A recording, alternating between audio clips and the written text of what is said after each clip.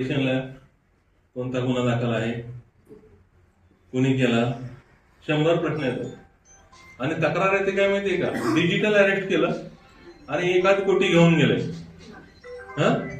तर याच्यामध्ये काय ही गोष्टी कळत नाही की आपण लोक त्याला का फसतो. थोडीशी काळजी घ्या. मोठा विषय म्हणजे बोलायला आल्यावरती भरपूर वेळ जातो त्याच्यामध्ये.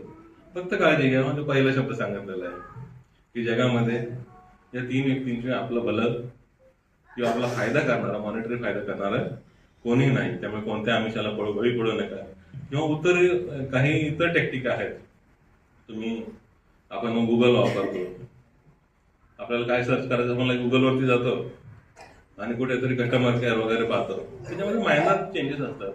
एखादा आय असेल त्याला एल केलेलं असतं, एखादा शब्द डबल केलेला असतो. आपण ते क्लिअर पाहत नाही, क्लिक करतो आणि नंतर एखादी लिंक ओपन करतो, त्याच्यामध्ये जातो म्हणजे ओपन करतो आणि आपले पैसे जात असतात वगैरे वगैरे. अशा घटना घडत असतात. फक्त थोडंसं अलर्ट राहा. आणि पहिलं सांगितलं तेच रिपीट करतो, अलर्ट राहा.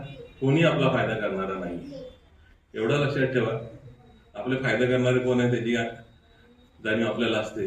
तेवढं सतर्क करा आणि आपलं जीवन सुखी आणि आनंदी करा. एवढंच बोलतो. 2 शब्द संपवतो. जय हिंद, जय महाराष्ट्र. थँक्यू. आणि आपल्या कार्यक्रमाला शुभेच्छा. जय हिंद.